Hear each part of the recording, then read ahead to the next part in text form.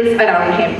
He was exceptionally sensitive to the condition of women in the Dogra society and time and again implored their condition in his poetry. In his poem Home, he says, and I'm amazed, this poem was written in 1979. I'm pretty sure a lot of us here, even today, would not think of women in such revolutionary terms. He speaks of a Brahmin child widow and he suggests her to break the social conventions and have a life for herself, which is absolutely amazing. I'll just share the lines with you. She too had a home, a Brahmin child widow. It did not douse her fire, the body would not show. Ghetto was it to her, a gas chamber to mourn. I called to her to break free, build anew a home. Built anew a home.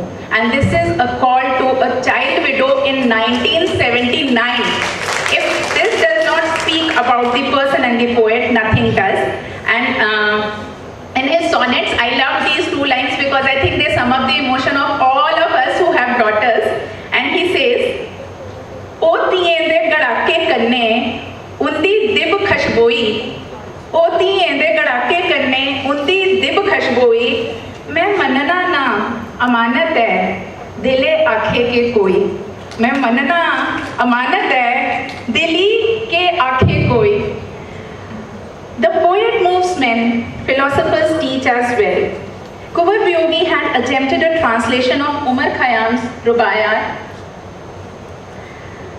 and was deeply moved by it, imbibing it as a piece of him.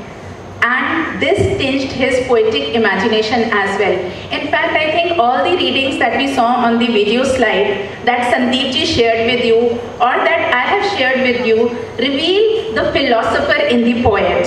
And this is just one comparison that I have attempted which brings out this element in Kunwar Viyogi ji very starkly. We can see the resonances of Umar Khayyam's Rubaiyat in the lines that I have taken from home. Khayyam says, make the most of what we yet may spend before we too into the dust descend, dust into dust and under dust to lie, sans wine, sans song, sans singer and sans end. And Kunwar Viyogi ji says, spend all you have earned, transient is this life, from dust we spring, to dust we turn. Neither will these song last, nor riches, nor affluence. To dust shall you turn, the dust is your home.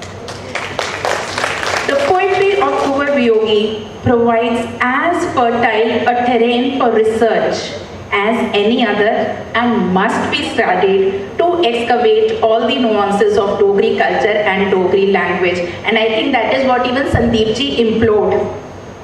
Dogri is a language that has been around for centuries, but as Dogras were mostly soldiers, it had more a tradition of an oral rather than a written literature. For a poet to compose such a profound poetry in such a language is nothing short of a watershed event in the development of Dogri literature. I am being polite, for me it's a miracle to write so much with so little literary heritage behind. He has given in Dogri a universal idiom. What we are left with is to universalize it. And I think in association with the trust and with all our cooperation, we can take Dogri, we can take his poems to every doorstep of not only Dogra speaking people, but to every doorstep of anyone who can read and write. It is time that we claim the richness that our literary tradition is in Dogri. Thank you so much. Thank you once more.